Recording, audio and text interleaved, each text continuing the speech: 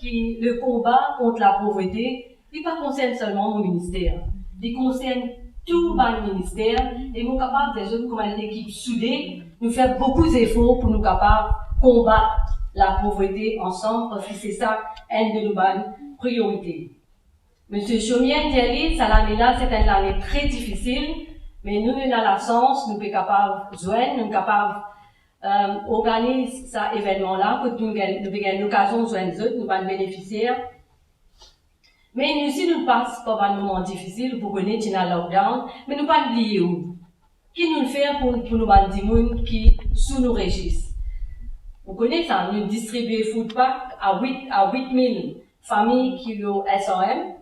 Et là, nous saluons les efforts intensifs qui, vous connaissez, quand nous faisons ça l'exercice-là, nous réalisons qu'il y a beaucoup de monde qui n'est pas éligible sur ce régime-là, mais quand même, ils ont un coup de main. Mais nous aidons ça, là. Monsieur Chaumière, tout à l'heure, chaque année, le 17 octobre, nous marquons ça l'événement-là.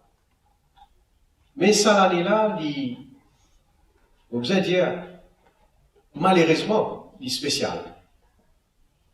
Nous avons encore plus raison pour nous tous, nous mobiliser, nous unir, nous la force dans ce combat, nous éliminer la pauvreté. Parce que, cette année-là, nous finissons en face de nous un ennemi invisible, une pandémie qui s'appelle COVID-19, qui finit affecter et peut continuer à affecter l'économie mondiale.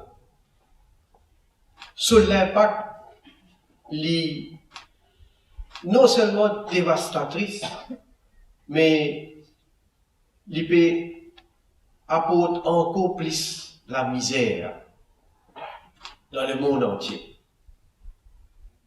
Aujourd'hui, même qu'il y ait hier, mais aujourd'hui plus encore, la pauvreté lui représente une plus grande menace.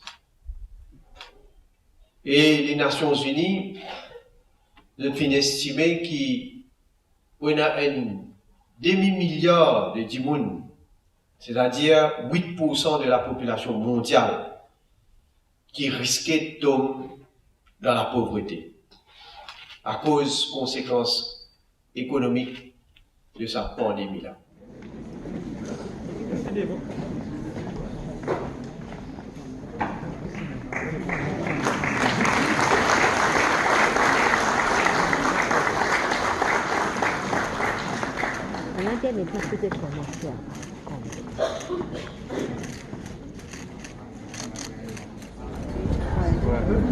Ils mangent bien aussi.